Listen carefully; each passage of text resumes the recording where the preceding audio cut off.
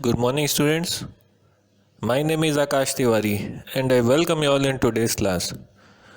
Today, we are starting Work and Energy, chapter number 11 of class 9th. तो चलिए देखिए, पिछली बार हमने काइनेटिक एनर्जी का इक्वेशन डिराइव किया था कि काइनेटिक एनर्जी क्या होती है। काइनेटिक एनर्जी जो होती है that is half m into V square.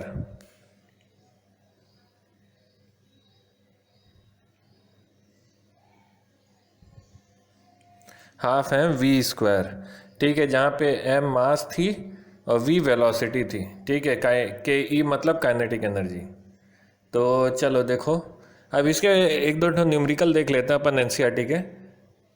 एक ऑब्जेक्ट है जिसका मास है 15 kg, moving with the uniform velocity of 4 metre पर second. What is the kinetic energy possessed by the body. यहाँ पे मास दिया हुआ है, यहाँ पे वेलोसिटी दी हुई है, सारी वैल्यू गिवन है, डायरेक्ट फार्मूला में पुट करिए और आंसर निकालिए। तो यहाँ पे देखिए आपके पास यूनिट देखें तो केजी में है, मीटर पर सेकेंड, मतलब ऐसा यूनिट में गिवन है तो यूनिट चेंज करने की ज़रूरत नहीं है। तो चले डायरेक्ट देखते हैं। Mass of object m 15 kg, velocity v is 4 metre पर सेकेंड, डायरेक्ट फार्मूला अप्लाई किया, half m v square. Mass आपकी है 15, v का स्क्वायर है यहाँ पे, ठीक है, मतलब v इंटू वी होगा, ठीक है। तो यहाँ से देखे ये हाफ से ये 4 कटेगा बच्चा 2, ठीक है, और यहाँ से आपका आंसर निकलेगा 30 इंटू 4 मतलब 120, ठीक है, 120 आ रही है आपकी वैल्यू। तो काइनेटिक एनर्जी कितनी होगी 120 जूल, ठीक है, यूनिट को याद रखेगा, जूल होती है काइनेटिक एनर्जी या एनर्जी की जो यूनिट होगी वो होगी जूल। एग्जाम्पल 11.4 देखते हैं। What is work to be done to increase the velocity of a car from 30 km per hour to 60 km per hour if the mass of the car is 1500 kg, ठीक है। अब यहाँ पे देखो ज़रा, ये है kg में, ऐसा यूनिट है, और ये है आपकी किलोमीटर पर आवर में, इसको मीटर पर सेकेंड में अपने को चेंज करना पड़ेगा, ठीक है, तब जाके अपन ऐसा यूनिट में इसको ला सकते हैं। m 1500, u है आपका 30 किलोमीटर पर आवर, ठीक है, 30 इंटू 1 किलोमीटर बराबर 1000 मीटर, और 1 घंटे में होती है 1 आवर इज 60 इंटू 60 तो 3600। तो ये आपकी वैल्यू आ गई यू की 8.33 मीटर पर सेकेंड, ठीक है। बिल्कुल उसी तरीके से वी की वैल्यू निकाल लो, 60 इंटू 1000 अपॉन 3600 जो कि आ गई 16.67। अब काइनेटिक एनर्जी फार्मूला क्या होता है, हाफ m वी स्क्वायर, ठीक है। तो अभी यहाँ पे हम इनिशियल काइनेटिक एनर्जी निकाल रहे हैं, इनिशियल की वैल्यू, क्यों, क्योंकि हमारी जो इनिशियल वैल्यू है वो और फाइनल वैल्यू है वो अलग अलग है, इसलिए दोनों की अलग अलग वैल्यू निकालनी पड़ेगी आपको, ठीक है। तो चले देखो इसको, हाफ m अभी u का स्क्वायर, ठीक है, इनिशियल एनर्जी मेरी वेलोसिटी कितनी है u है, ठीक है, तो ये कितना हो जाए, हाफ m u स्क्वायर होगा। m है आपकी 1500, u है आपकी 8.33, ठीक है, वैल्यू पुट करो तो आपकी आंसर आ जाती है 52041.68 जूल, ठीक है। आप इसको कैलकुलेट करोगे। फाइनल काइनेटिक एनर्जी की बात करें तो final kinetic energy half m v square होता है, ठीक है। तो हाफ इंटू 1500 इंटू 16.67 का स्क्वायर मतलब 16.67 इंटू 16.67, 2 बार करोगे इसको तो आंसर आ जाती है 208416.68 जूल, ठीक है। इतना वैल्यू हो गई आपकी फाइनल काइनेटिक एनर्जी। फाइनल वाली वैल्यू ये है और इनिशियल वाली वैल्यू ये है, ये वाली। अब दोनों को वर्क डन क्या होता है, तो वर्क डन होती है चेंज इन काइनेटिक एनर्जी, ठीक है। तो जो चेंज आएगा काइनेटिक एनर्जी में वही आपकी वर्क डन होगी। तो चेंज कैसे निकालते हैं, बाई माइनस, ठीक है, फाइनल को इनिशियल से माइनस कर दो तो ये इतना आ रहा है, ये है आपका आंसर, दैट इज 156375 इतना जूल। अब आते हैं नेक्स्ट टॉपिक में, that is our potential energy. तो पोटेंशियल एनर्जी क्या होती है, जब कोई भी बॉडी जो है किसी पर्टिकुलर हाइट पे रखा हुआ है, ठीक है, जैसे ये बॉल है, ठीक है, और ये ग्राउंड है, ये है आपका ग्राउंड, और ये जो बॉल है इसको आप अपने अलमारी के ऊपर में रखते हो, ठीक है, ये आपका अलमारी है, इसके ऊपर में ये बॉल जो है वो रखा हुआ है। अब देखो, क्योंकि बॉल जो है वो यहाँ से एक हाइट पे ऊपर में रखा हुआ है, ठीक है, इतने हाइट ज़मीन से इतनी ऊंचाई में बॉल आपकी रखी है अलमारी के ऊपर में, ठीक है। तो अब क्योंकि वो आपकी इतनी ऊंचाई में है, तो कभी भी ऊंचाई में रहने के कारण, ठीक है, कोई भी ऑब्जेक्ट को जब आप किसी ऊंचाई पे रखते हो तो उसमें हमेशा एक एनर्जी होती है जिसको हम कहते हैं पोटेंशियल एनर्जी, ठीक है। पोटेंशियल एनर्जी ऐसी एनर्जी है जो भी किसी भी ऑब्जेक्ट की पोजीशन या उसकी शेप के बदलने से नॉर्मली आपकी एनर्जी जो आती है, ठीक है। पोजीशन मतलब यू हाइट में, किसी हाइट में ले जाके रख दिए, ठीक है, जिसके कारण जो आपकी जो बदलाव जो आ रहा है ऑब्जेक्ट में वो होगी उसकी पोटेंशियल एनर्जी। तो आगे बढ़ते हैं, फॉर्मूला को डिराइव कर लेते हैं, ठीक है। फॉर्मूला डिराइव कैसे करेंगे, वही एग्जांपल लेना है। एक ऑब्जेक्ट है मास m, ठीक है, जो कि आपकी एक हाइट पे रखी हुई है, ठीक है, h आपकी हाइट हो गई है। तो अब देखते हैं, क्योंकि देखो बॉडी जो है उसको हमने कंसीडर किया जिसका मास m है और जो वो रखी है ऊंचाई में, that is in the height h, ठीक है, मतलब हाइट h की ऊंचाई पे वो उतनी ऊंचाई में जाके रखा हुआ है object from the surface of the earth या ग्राउंड, ठीक है, मतलब ज़मीन से आपकी इतनी ऊंचाई में रखा है। Work done against the force of gravity, तो वर्क डन कितना है, force into distance, that is equal to W is equal to M into G into H, ठीक है। तो ये आ गई आपकी वर्क डन। अब क्योंकि वर्क डन जो है, ठीक है, जो आपकी वर्क जो भी आप करते हैं that is stored in the body as potential energy, ठीक है। कोई भी जो वर्क किया जाता है बॉडी पे वो हमेशा एनर्जी जो एनर्जी के फॉर्म में स्टोर होती है जिसको अपन कहते हैं पोटेंशियल एनर्जी। तो यहाँ से आपकी पोटेंशियल एनर्जी कितनी आ गई, M into G into H, ठीक है। मास हो गया M, ठीक है। एक्सीलरेशन यहाँ पे अब आपकी एक्सीलरेशन नहीं आएगी, यहाँ पे एक्सीलरेशन ड्यू टू ग्रेविटी आएगा, ठीक है। क्यों, क्योंकि आप कभी भी एक चीज़ याद रखना, ग्रेविटी जो है, ग्रेविटी सामान को, चीज़ों को नीचे की तरफ खींचती है टूवर्ड्स द ग्राउंड, लेकिन आप जो ऑब्जेक्ट जो रखा है आपका वो ऊंचाई में रखा है, मतलब आप ग्रेविटी के अगेंस्ट में आप वर्क कर रहे हैं, ठीक है। इसीलिए यहाँ पे जो भी ग्रेविटी होगी या एक्सेलरेशन जो होगा that will be acceleration due to gravity, ठीक है। Height h, height of the body होगी।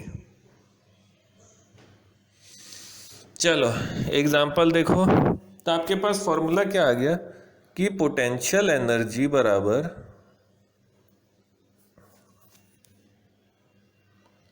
पोटेंशियल एनर्जी कितना होता है, ये होती है आपकी पोटेंशियल एनर्जी जो होती है that is M into G into H, ठीक है। Mass into acceleration due to gravity into height, ठीक है। चलो एक आध क्वेश्चन देखो, find energy possessed by an object of mass 10 kg when it is at a height of 6 metre above the ground.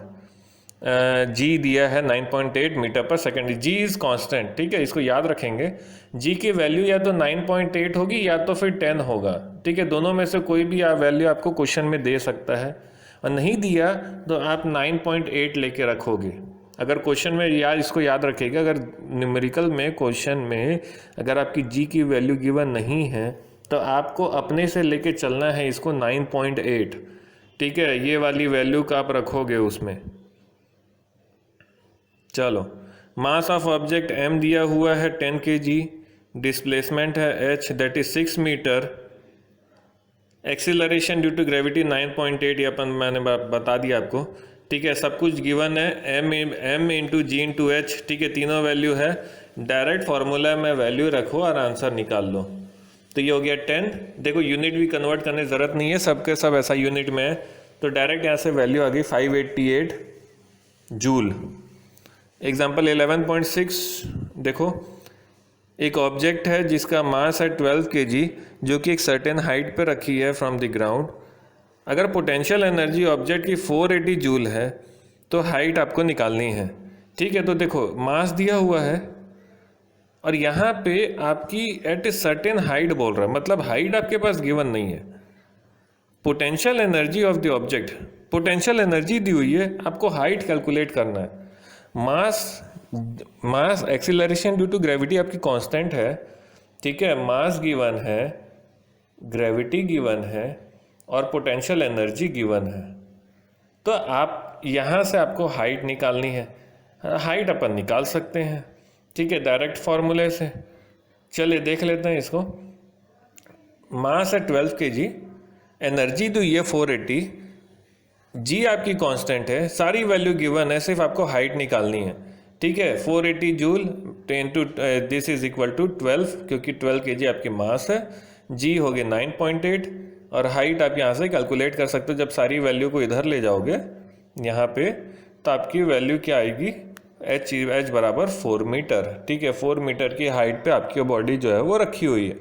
अब आते हैं नेक्स्ट टॉपिक में। यहाँ से आपका जो पोटेंशियल एनर्जी है वो ख़त्म हो गया। अब देखते हैं law of conservation of energy. देखो जहाँ भी कंजर्वेशन आपका वर्ड आया, इसको सबसे पहले याद रखो।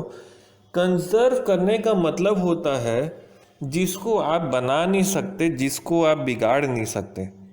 ठीक है, एनर्जी, चाहे एनर्जी हो, चाहे मास हो, चाहे मोमेंटम हो। आपने इसको पढ़ा है, आपने पिछले चैप्टर में force and laws of motion में law of conservation of momentum पढ़ा है, आपने law of conservation of mass पढ़ी है केमिस्ट्री में, law of conservation of energy हो गए। ये ऐसी चीज़ें हैं जिसको ना तो आप बना सकते ना तो आप बिगाड़ सकते, सिर्फ क्या कर सकते हैं, एक फॉर्म से दूसरे फॉर्म में बदल सकते हैं। मतलब एक एनर्जी से दूसरे एनर्जी में आप बदल सकते हैं। एनर्जी भी आपके पास अलग अलग टाइप की होती है, potential energy, kinetic energy, mechanical energy, ठीक है, मैग्नेटिक एनर्जी, इलेक्ट्रोस्टैटिक चार्ज वाली जो एनर्जी है, ठीक है, इलेक्ट्रोस्टैटिक एनर्जी, इतनी सारी एनर्जी आपके पास इस अर्थ में एग्जिस्ट करती है।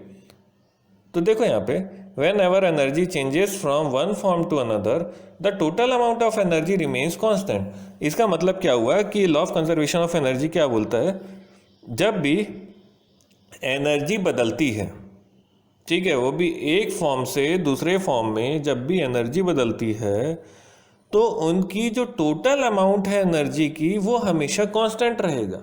इसका मतलब क्या होगा कि टोटल अमाउंट जो भी आएगा एनर्जी का वो सेम आएगा, चाहे आप कहीं पर भी किसी भी केस में ले लो। ठीक है, ये मैं अभी आपको डिराइव करके दिखाऊंगा कि कैसे कांस्टेंट आती है। ठीक है, चलो इसके लिए हम क्या करते हैं, हम एक फ्री फॉल मतलब ये बॉल अभी ऊंचाई में रखा हुआ है, ये ग्राउंड है, ठीक है, बॉल यहाँ ऊंचाई में, चलो ये बिल्डिंग मान लो, ये बड़ा सा कोई बिल्डिंग है, इस बिल्डिंग से बॉल को यहाँ से नीचे फेंका जाता है। ठीक है, तो हमको क्या करना है, हमको 3 पॉइंट कंसिडर करने हैं। कौन कौन से, सबसे पहला ए पॉइंट जो है वो है जो बिल्डिंग की जो सबसे ऊंचाई है, जहाँ से आप बॉल फेंकोगे। ठीक है, तो पहला हो गया ए पॉइंट। बी पॉइंट ये कहीं बीच में है, जब आपने बॉल फेंका तो बॉल जब ट्रेवल करके जब वो बीच में कहीं पहुंचती है तो वो है आपका पॉइंट बी, और जब वो ज़मीन में आके गिरती है तो वो हो जाता है आपका पॉइंट सी।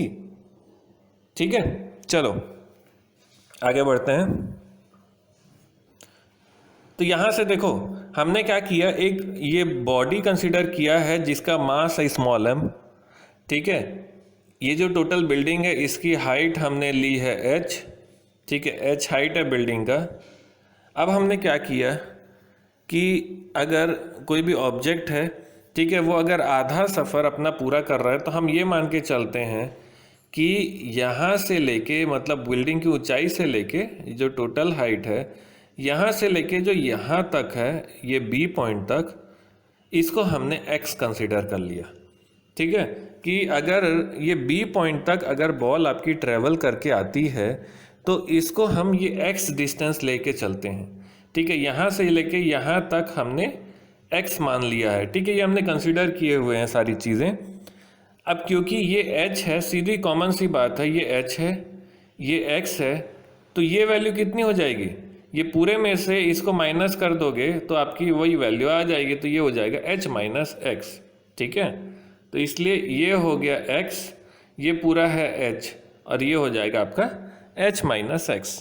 ठीक है, जैसे फॉर एग्जांपल ये है पूरा 30, ये है 30 मीटर, अब आपके पास ये वाला है 15 मीटर, तो 30 में से 15 माइनस कर दोगे बचा 15, तो यही तो होगी आपकी h माइनस एक्स।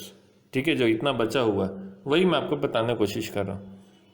चलिए, तो m है आपकी मास, इनिशियल वेलोसिटी है u, ठीक है, जिसको आप जीरो लेके, क्योंकि बॉल अभी रेस्ट पर है। ठीक है, गिराने से पहले बॉल अभी देखो यहाँ पे रेस्ट पे बिल्डिंग के ऊपर में पड़ी हुई है, अभी हम इस ये चल नहीं रही है, ये अभी रेस्ट पे रखी है, इसीलिए आपकी इनिशियल वेलोसिटी जीरो हो जाएगी। ठीक है, फाइनल वेलोसिटी v और डिस्प्लेसमेंट जो है वो s से कंसिडर करेंगे। ठीक है, अब देख लेते हैं फॉर पोजीशन ए पोजीशन में देखो क्या हो रहा है। सबसे पहले तो आप केस समझो, ए पॉइंट में ये बॉल जो है ये इतनी ऊंचाई में रखा हुआ है, ज़रा आप ये बताओ कि इसमें कौन कौन सी एनर्जी ऐड कर रही है। सबसे पहले तो देखो दो एनर्जी इसमें मेनली लग रहे हैं, पहला है पोटेंशियल एनर्जी, दूसरा है काइनेटिक एनर्जी। ज़रा काइनेटिक एनर्जी बताना, काइनेटिक एनर्जी इसमें कितना है। देखो काइनेटिक एनर्जी क्या होती है, ये होता है हाफ mv²। ठीक है, हाफ mv² होता है, तो हाफ mv² अगर होता है तो ये कितना है। देखो यहाँ पे आपकी अगर मैं स्पीड की बात करूँ तो इनिशियल वेलोसिटी आपकी ज़ीरो है, क्योंकि बॉल जो है वो रेस्ट पे है, वो रखी हुई है, वो चल नहीं रही है, क्योंकि वो चल नहीं रही है इसलिए वो उसकी जो वेलोसिटी है ज़ीरो। अगर वेलोसिटी ज़ीरो तो काइनेटिक एनर्जी भी ज़ीरो हो जाएगी, इसको याद रखें, बहुत इंपॉर्टेंट है। तो पॉइंट ए पे काइनेटिक एनर्जी आपकी ज़ीरो है, लेकिन पोटेंशियल एनर्जी क्या होती है, अभी हमने फॉर्मूला डिराइव किया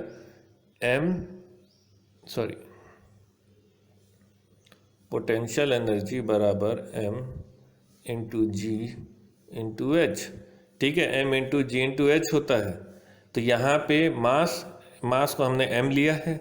ठीक है, g तो आपकी ग्रेविटी है, ये कांस्टेंट होती है, और h हाइट कितना है, यहाँ से लेके यहाँ पॉइंट ए से लेके जो ग्राउंड है उसका जो आपकी हाइट है वो h है। ठीक है, तो कितना ले लेंगे पोटेंशियल एनर्जी, हम देख लीजिए यहाँ पे पोटेंशियल एनर्जी mgh, और ये आपकी जो काइनेटिक एनर्जी है ये अभी ज़ीरो हो गई है, तो टोटल एनर्जी कितनी आ गई mgh प्लस ज़ीरो, मतलब mgh हो गया। ठीक है, अब आते हैं पोजीशन बी में, मतलब अब हम आधा ट्रैवल कर लेते हैं, आधा ट्रैवल करके हम यहाँ पहुँच गए अब। ठीक है, बॉल जो है वो यहाँ से गिराया गया और ये आधा ट्रैवल करके बी पहुँच गया। अब देखते हैं बी पॉइंट में क्या होगा, इसको थोड़ा सा देखना, ये थोड़ा दिमाग लगाने वाला है।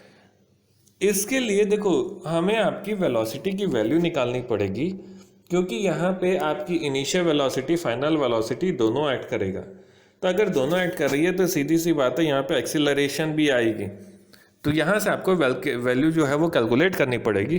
तो चलिए देख लेते हैं what is this. This is third law of motion. Third law of motion क्या कहता है, v² is equal to u² plus 2s। ठीक है, ये आप पढ़े हो। तो जहाँ पे a जो है ये g के बराबर है, क्योंकि हम फ्री फॉल का केस जब भी कंसिडर करते हैं, बॉल को कहीं भी ऊंचाई से आप गिरा रहे हो तो वो जो है वो फ्रीली गिरती है ज़मीन की तरफ, फ्रीली आती है ना ज़मीन की तरफ। बॉल को जब भी आप ऊपर फेंकते हो तो वो नीचे की तरफ आती है, गिरती रहती है, ज़मीन की तरफ आता है। ठीक है, तो वो जो है आपकी फ्री फॉल केस कंसीडर करते हैं इसको, और ये हमेशा इसमें एक्सीलरेशन जो भी होगा that will be acceleration due to gravity, इसको याद रखना। तो चलो अब देखते हैं इसमें पॉइंट बी। देखो पॉइंट बी की वेलोसिटी ले रहे हैं इसलिए हमने वी बी लिया हुआ है, तो v² is equal to u² plus 2gx। अब ये देखो डिस्टेंस की अगर मैं बात करूं तो अभी तक बॉल जो है वो हाइट से कितना कवर, ये डिस्टेंस कवर कर लिया, यहाँ से लेके यहाँ तक का जो डिस्टेंस उसने कवर कर लिया, जो कि है आपकी x। इसीलिए हमने यहाँ पे 2gx लिया हुआ है, s की जगह पे है आपकी x और a की जगह पे है आपकी g। ठीक है, तो यहाँ से v² कितना निकल गया, this is equal to 2gx। ठीक है, तो v निकल गया, तो आप काइनेटिक एनर्जी जानते हो क्या होता है, हाफ एम वी स्क्वायर। अब ये जो v स्क्वायर है इसकी जगह हम रख देंगे 2gx, तो क्या बनेगा, half into M into 2gx। 2 से 2 कट गया तो बचा क्या, mgx। ठीक है, तो आपकी वैल्यू आ गई आपकी mgx, सॉरी, वैल्यू यहाँ से आ गई आपकी mgx। अब आता है पोटेंशियल एनर्जी में। ठीक है, तो पोटेंशियल एनर्जी क्या होती है, मास इंटू जी इंटू एम इंटू जी इंटू एच। ठीक है, हाइट। अब लेकिन यहाँ पे जो आपकी हाइट है, यहाँ पे देखो, यहाँ पे जो आपकी हाइट है ग्राउंड से कितनी है, आप पॉइंट बी पे हो, पॉइंट बी पे आपकी जो हाइट है ज़मीन से कितनी है, एच माइनस एक्स है ना। ग्राउंड से आपकी हाइट कितनी है इस पॉइंट बी की, ये यहाँ से लेके यहाँ तक की हाइट है, यहाँ से लेके यहाँ इतना, तो ये कितना है, h माइनस एक्स। ठीक है, तो h माइनस एक्स हो जाएगा आपकी हाइट। तो अब इसको एक काम करो, सॉल्व कर लेते हैं। m इंटू जी को h से मल्टीप्लाई करें तो mgh बन गया, m इंटू जी को x से मल्टीप्लाई किया तो mgx बन गया। ठीक है, तो यहाँ से वैल्यू आ गई आपकी mgh माइनस mgx। अब देखो टोटल एनर्जी क्या हो जाए, मैंने आपको बताया था टोटल एनर्जी जो होती है वो आपकी सारी एनर्जी का सम हो जाता है, तो kinetic energy plus potential energy हो जाएगा। तो काइनेटिक एनर्जी निकालो, ये रहा mgx, potential energy mgh minus mgx। तो यहाँ से mgx और mgx कैंसिल हो गया, ये बचा क्या, mgh। तो देखो भले ही आपकी पोजीशन बदली लेकिन एनर्जी जो है देखो वो सेम है, टोटल एनर्जी। यहाँ पॉइंट ए में जितना एनर्जी लगा mgh का, पॉइंट बी में भी उतनी ही एनर्जी लग रही है। यही तो आपकी न्यूटन, ये जो आपकी law of conservation of energy है कि एनर्जी जो टोटल एनर्जी जो होगी वो कांस्टेंट रहेगी। ठीक है, चाहे किसी भी पॉइंट पे हो। अब देखो सी में भी हम निकालते हैं, देखना यही आएगा आंसर। देखो अब आ जाते हैं सी में, तो काइनेटिक एनर्जी क्या होगी, half M into V square. ठीक है, पिछले केस जैसे V square is equal to U square plus 2s। ठीक है, लेके चला तो 2s की जगह 2gh हो जाएगा, यहाँ पे 2gh, this is equal to V square. ठीक है, अब यहाँ पे देखना, यहाँ पे वैल्यू सब्स्टिट्यूट किया तो v की वेलोसिटी कितनी हो गई, देखो half into M into V की जगह पे अब कितना हो जाएगा, 2g और h। ठीक है, ये से ये कट गया, सॉरी 2 से 2 कट गया, मास नहीं कटेगा, मास एज इट इज़ रहेगा। तो ये बच गया क्या, mgh। ठीक है, तो यहाँ पे क्या हो रहा है, हमने क्या किया, ये हाफ से हाफ काट दिया, 2 से 2 कटा और बचा क्या, mgh। ठीक है, और पोटेंशियल एनर्जी की बात करूं तो पोटेंशियल एनर्जी जो है, अब बॉल जो है वो आपकी पहुंच चुकी है ग्राउंड में, पॉइंट सी में। पॉइंट सी कौन सी है, आपकी ग्राउंड है। ठीक है, बॉल आपकी ग्राउंड में पहुंच चुकी है, पॉइंट सी में पहुंच गया है। तो क्योंकि पॉइंट सी आपकी ग्राउंड है तो यहाँ पे आपकी पोटेंशियल एनर्जी ज़ीरो हो जाएगा, क्योंकि बॉल के पास कोई भी हाइट नहीं है, बिना हाइट के पोटेंशियल एनर्जी हो ही नहीं सकती। ठीक है, तो यहाँ पे पोटेंशियल एनर्जी ज़ीरो, तो टोटल एनर्जी कितनी आ गई, mgh आ गई। ठीक है, potential energy zero, kinetic energy mgh, तो टोटल एनर्जी जो है वो आ जाएगा आपका mgh। ठीक है, तो चलो पावर देख लेते हैं। Power is defined as a rate of doing work, मतलब पावर क्या होता है, rate of doing work. Work मतलब रेट का वर्ड, देखो रेट जहाँ भी आया फिजिक्स में, इसको याद रखना, फिजिक्स में जहाँ भी रेट आया, रेट का मतलब होता है पर यूनिट टाइम। ठीक है, या डिवाइडेड बाय टाइम। तो पावर क्या होगा, वर्क बाय टाइम। मैं जहाँ भी बोलूँगा रेट ऑफ डूइंग वर्क, तो यहाँ पे रेट जहाँ बोल दिया तो रेट मतलब होता है आपकी टाइम। ठीक है, तो ऐसा यूनिट इज वॉट, इसको याद रखिएगा कि पावर की ऐसा यूनिट होती है वॉट। एग्जाम्पल 11.7 में आ जाते हैं, तो देखो इसको 11.7 क्या बोल रहा है कि 2 गर्ल्स, इनका वेट है 400 न्यूटन, एक रोप को क्लाइंब करते हैं जिसका हाइट है 8 मीटर। ठीक है, अब एक काम करते हैं, we name one of the girl A, ठीक है, एक गर्ल को ए का नाम दे दिया और दूसरी को बी का नाम दे दिया। गर्ल ए जो है वो 20 सेकेंड ले रही है, गर्ल बी जो है 50 सेकेंड ले रही है, तो अपना पूरा टारगेट पूरा करने के लिए। अब बताए पावर कितना हुआ, तो यहाँ पे आपके पास में टाइम दिया हुआ है, ठीक है। देखो वेट मतलब होती है आपकी फोर्स, मतलब W क्या होती है, मास इंटू ग्रेविटी, ठीक है। तो ये हो गई आपकी मास इंटू इसकी वैल्यू, M इंटू जी की वैल्यू आपके पास पहले से गिवन है। हाइट है आपके पास 8 मीटर, ठीक है। दोनों का टाइम अलग अलग है, खाली टाइम बस अलग है, बाकी सारी वैल्यू सेम है। तो चलो देखो, ए के लिए पावर निकालते हैं पहले। वेट है M इंटू जी, ठीक है, ये सेम रहेगा और हाइट सेम रहेगी, क्योंकि दोनों के लिए वेट और हाइट आपकी सेम है, ठीक है, सिर्फ टाइम का डिफरेंस है। तो वर्क डन बाई टाइम, और वर्क डन क्या होता है, M इंटू जी इंटू एच। ये कहाँ से निकाला आपने, पोटेंशियल एनर्जी से, ठीक है। पोटेंशियल एनर्जी को निकालने के लिए जब हमने फॉर्मूला डिराइव किया था, तो यहाँ पे हमने क्या देखा, जो भी वर्क डन जो हो रहा था वो आपकी एनर्जी के फॉर्म में स्टोर हो रहा था, जो कि आपकी पोटेंशियल एनर्जी थी, ठीक है। तो M इंटू जी इंटू एच अपॉन टाइम, ठीक है। आपके पास मास इंटू ग्रेविटी, इसकी वैल्यू है 400 न्यूटन, M इंटू जी की वैल्यू, ठीक है। ये आपके पास पहले से गिवन है, इतना पूरा M और G का वैल्यू गिवन है। बचा हाइट, तो हाइट जो है वो आपके पास 8 मीटर है, टाइम जो है 20 सेकेंड है। तो इसको कैलकुलेट कर लो, यहाँ से आ जाएगा 160 वॉट। अब पावर गर्ल के द्वारा देखो, गर्ल बी के द्वारा कितना है, वेट जो है वो सेम है 400, हाइट भी जो है वो 8 मीटर है, और टाइम जो है यहाँ पे 50 सेकेंड लग रहा था, वहाँ 20 लग रहा था, ठीक है। 50 सेकेंड देखो वैल्यू पुट किया डायरेक्ट, और यहाँ से आ गया आपके पास 64 वॉट, ठीक है। तो क्वेश्चन में क्या बोला कि आपके पावर निकालना है कि ये दोनों गर्ल के द्वारा पावर कितना कितना है। तो एक का पावर है 160 वॉट, दूसरे पावर है 64 वॉट। दूसरा एग्जांपल देख लो, सॉरी, एक बॉय है जिसका मास है 50 kg, जो नॉर्मली आपकी स्टेयर केस से ऊपर चढ़ता है 45 स्टेप्स इन 9 सेकेंड।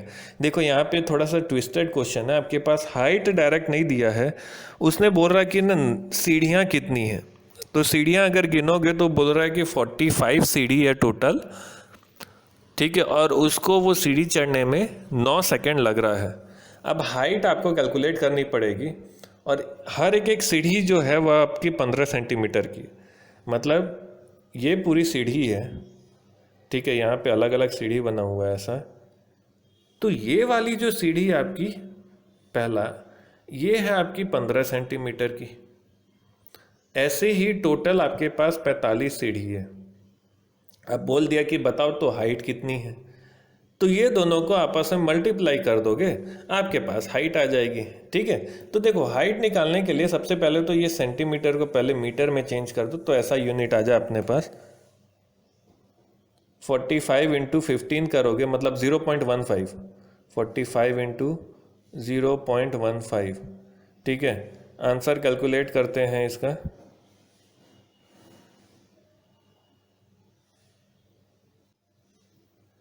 तो ये आ गया आपके पास में 45 इंटू 0.15, तो ये हो जाएगा आपके पास 6.75, ठीक है। और वेट की बात करें तो मास गिवन है, तो मास गिवन है तो जी तो आपके पास है ही, ठीक है। देखो यहाँ पे 10 मीटर लिया हुआ है, चाहे 10 लो चाहे 9.8 लो, एक ही बात है। हल्का सा वेरिएशन आता है, वो उतना कंसिडर किया जाता है, ठीक है। तो आपको हड़बड़ाने की ज़रूरत नहीं है। तो वेट कितना हो गया, 500 न्यूटन हो गया। टाइम कितना लगा, 9 सेकेंड। तो पावर कितना होता है, mgh/t, ठीक है। ये आपके पास निकल गया। m इंटू जी की वैल्यू कितनी होगी, 500, ठीक है। आपके पास हाइट है 6.75 मीटर और टाइम है 9 सेकेंड। तो यहाँ से आपने पावर निकाल लिया, तो 375 वॉट का पावर जो है वो लग रहा है, ठीक है, उसको ऊपर तक चढ़ने में। चलिए अब यहाँ पे आते हैं कमर्शियल यूनिट। देखो एनर्जी जो होती है घर में, जो हमारे पास जो बिजली जो सप्लाई होता है, वो कभी भी आपको वॉट में नहीं मिलेगा, ठीक है, यूनिट कभी भी वॉट में नहीं आती। वहाँ पर आप देखोगे एक अलग से लिखा रहता है किलो वॉट आवर। ठीक है, अगर आपने बिजली का बिल देखा होगा तो उसमें लिखा रहता है किलो वॉट आवर। तो ये कमर्शियल यूनिट होती है एनर्जी की। ठीक है, इसको याद रखना। अब किलो वॉट आवर कितना होगा, तो यहाँ पे देखो 1 किलो वॉट आवर कितना होता है। देखो किलो वॉट आवर बनता किससे है, किलो वॉट से और आवर से। ठीक है, किलो वॉट मतलब हो गया 1000 वॉट, किलो मतलब 1000 होता है। ठीक है, 1 किलोमीटर बराबर 1000 मीटर। ठीक है, बिल्कुल उसी तरीके से 1 किलो वॉट बराबर 1000 वॉट। और टाइम कितना, 60 इंटू 60। 1 घंटे को अगर आपको सेकंड में कन्वर्ट करना है तो कितना होगा, 60 इंटू 60, 3600। तो वैल्यू कितनी आ गई, 360000 और 0। ठीक है, इतना जूल आपके पास आपकी एनर्जी आ गई। तो 1 किलो वॉट आवर बराबर होता है 3.6 इंटू 10⁻6 जूल। तो एक देखो इसका क्वेश्चन देख लो इससे रिलेटेड। एक इलेक्ट्रिक बल्ब है जिसका एनर्जी जो है 60 वॉट है, 60 वॉट है, जिसको 6 घंटे के लिए यूज़ किया गया पर डे। ठीक है, मतलब एक आप जो घर में एक तो बल्ब जला रहे हो, वो बल्ब आपकी 6 घंटे जलती है एक दिन में। अब आप बताओ कि यूनिट ऑफ एनर्जी जो है वो कितना कंज्यूम होगा एक दिन में। एक दिन में आप कितना एनर्जी यूज़ करोगे। तो पावर आपके पास दिया हुआ है, ठीक है, कितना है 60 वॉट। तो ये हो जाएगा 0.06 किलो वॉट। टाइम हो जाएगा 6 आवर्स। तो एनर्जी क्या होता है, पावर इंटू टाइम। ठीक है, पावर कितना है 0.06 इंटू टाइम है आपके पास 6 आवर। तो यहाँ से आप एनर्जी कैलकुलेट कर लो तो ये आ जाएगा 0.36 किलो वॉट आवर। मतलब 0.36 यूनिट आप अपने घर पे यूज़ करते हो जब आप 60 वॉट का बल्ब जलाते हो 6 घंटे के लिए। ठीक है, 60 वॉट का बल्ब जला रहे हो, जब 6 घंटे जला रहे हो आप अपने बल्ब को, तो आप 0.36 यूनिट आप कंज्यूम कर रहे हो। ठीक है, तो बिजली का जो बिल आएगा वो उसी हिसाब से आएगा। So that was all about today. Thank you.